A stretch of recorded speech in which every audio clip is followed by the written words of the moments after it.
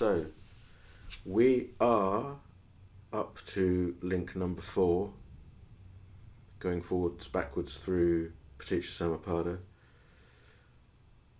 And the question, therefore, is upon what does or do the 6 sense bases depend for their existence?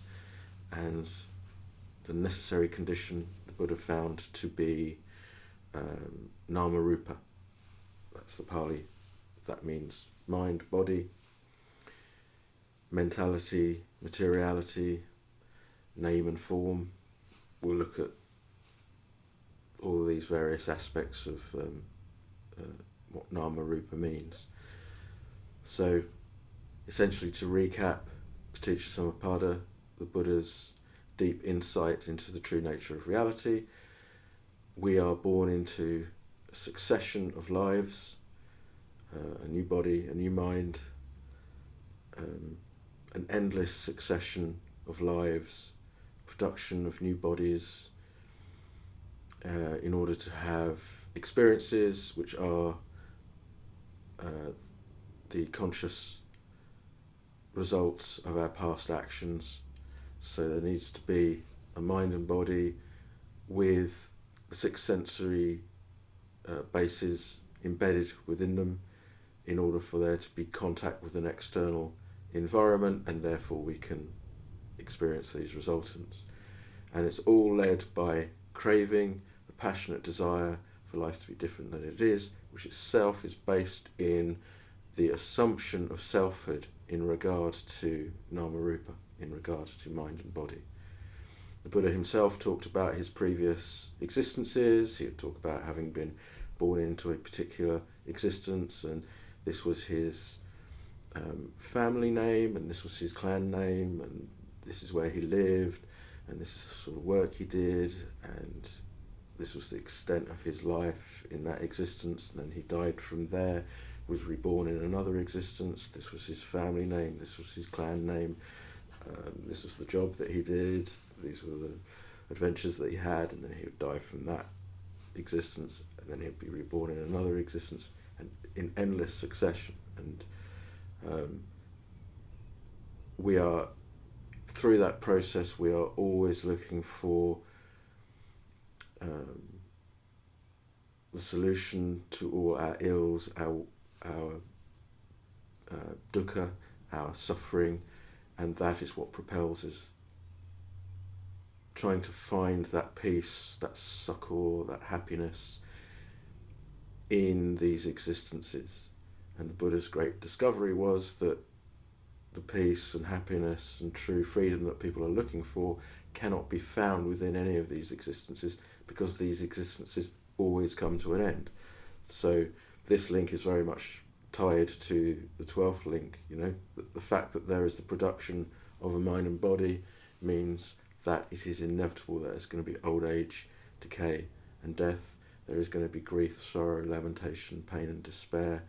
There is going to be union with the unloved, separation from the loved, the inability to get what one wants. It's an undeniable baseline truth of existence, isn't it? So, and the error, the Buddha discovered, is in identifying this biological machine that arises to allow conscious experience to occur. The mistake is in identifying that as being me or mine or myself.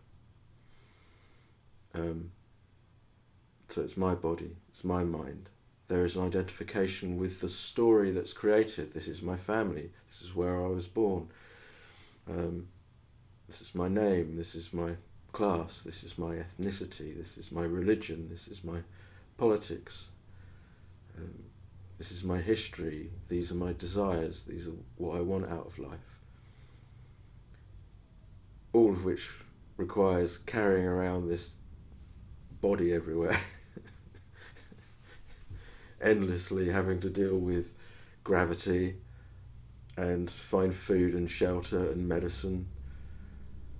And it's just an endless process.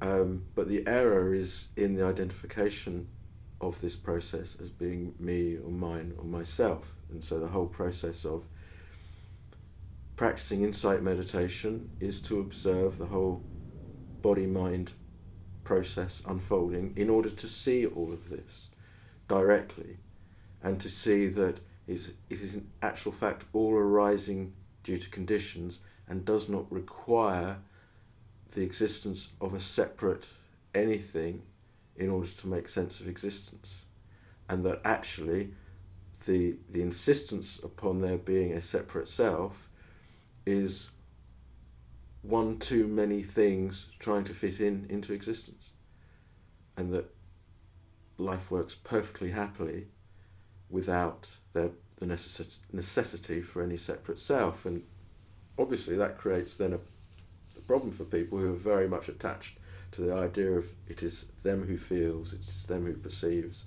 it is them who are conscious, it's me that feels love, it's me that feels hatred, it's me that, yeah. So it's very difficult for people to just intellectually get the non-self aspect of nama-rupa. That's why we need to meditate. To call the body a biological machine that allows the arising of consciousness it's not being unnecessarily cold and indifferent. It is this biological machine that allows the arising of consciousness, which means that we can experience grief, sorrow, lamentation, pain and despair. We can experience love. We can experience all forms of knowledge. We can experience creativity in all its forms, and we can come to realise the true nature of existence. So it's not cold and indifferent. It's just pointing out that you create an untenable warp the moment you identify love or creativity or sadness as being me or mine or myself. That's where the warp is. That's what's causing the passionate craving and clinging to existence. And with the resolution of that through insight meditation and the letting go of all the attachment to mind and body, nama-rupa, that's then stops the wheel of samsara turning, and in the stopping of the turning of this endless craving for life to be different, the true perfect nature of existence is what remains, and it finally gets noticed, as it were, and existence wakes up out of the dream of dreaming the dream of separation, and that is the resolution of Paticca Samuppada, the transcendence of the wheel of Paticca Samuppada. And some people say, well, fall into the trap of thinking, well, the non-existence of Paticca Samuppada means there's no future consciousness.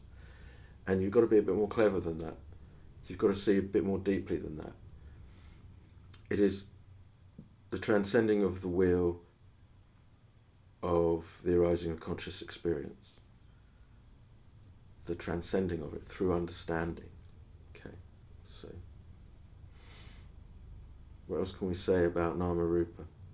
So in a wider context, we can view it as in this mind-body complex, but in actual fact you can't separate this mind-body complex from the environment.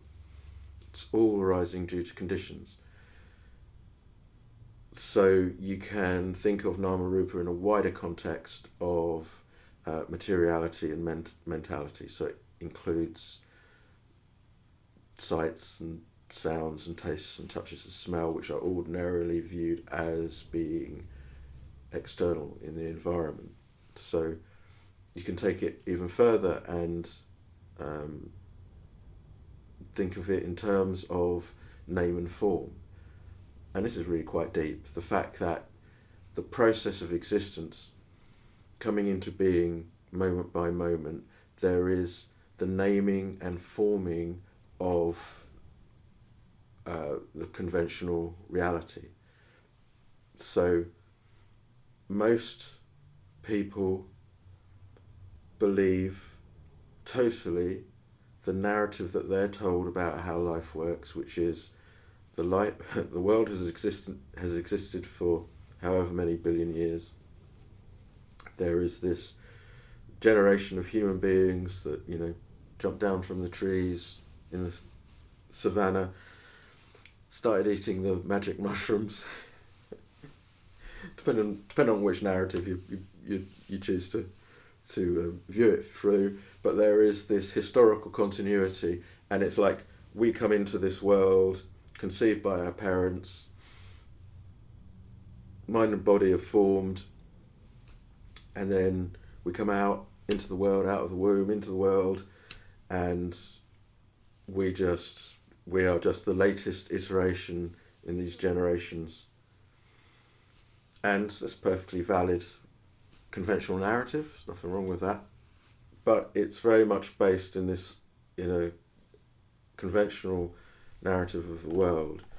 And when you start practicing insight meditation, what you begin to comprehend is that actually that is just a conceptual rendering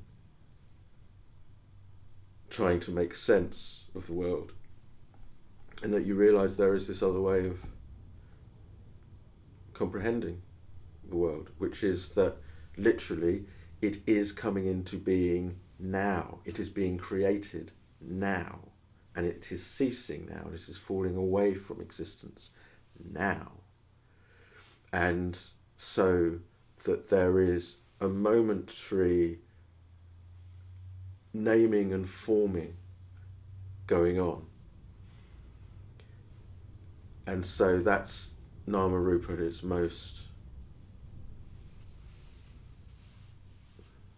well, for me, profound level. The realization that that narrative that we're kind of stuck in time and we're passing through time is only a narrative, and that actually what's happening is that existence is being formed through the conditional play of the aggregates, as we discussed in previous videos.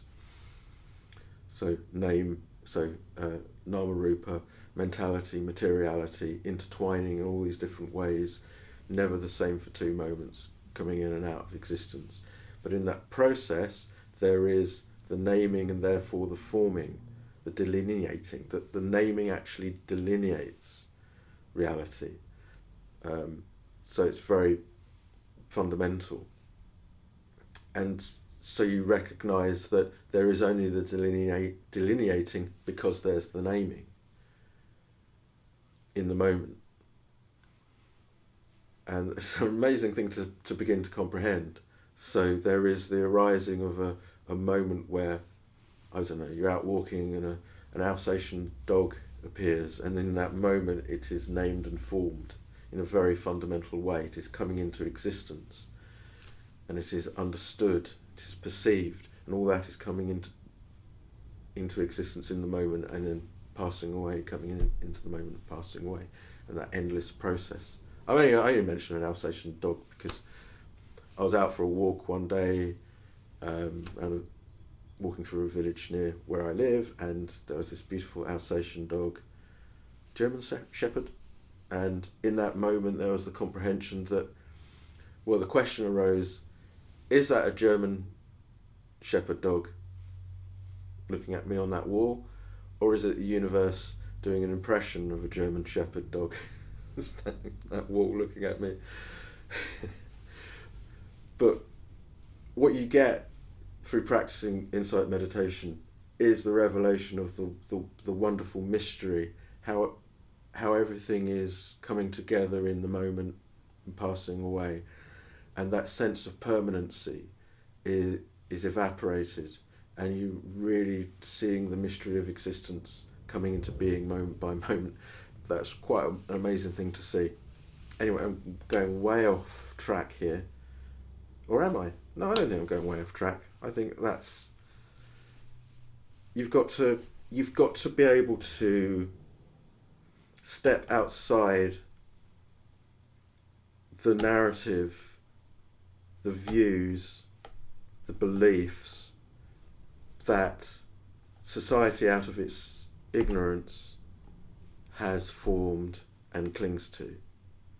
And everyone will tell you, well, it's just common sense, it's just the way the world is, but you have to be prepared to be revolutionary, to go outside of the norm, to go against the stream, as the Buddha said it, to let go of the tenacity with which you hold to common sense narratives of the world, to be able to put them down, not get rid of them completely, so you're just in this amorphous, undefined mass. You can't exist like that, but you have to be open to the possibility that life is not exactly as people have always told you it is.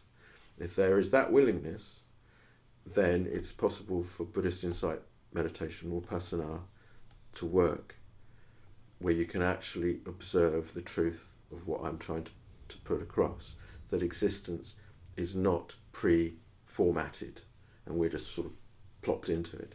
It is being created in this moment. Nama-rupa. Okay, so in the next episode, next video, we'll look at Vijnana consciousness. See you then.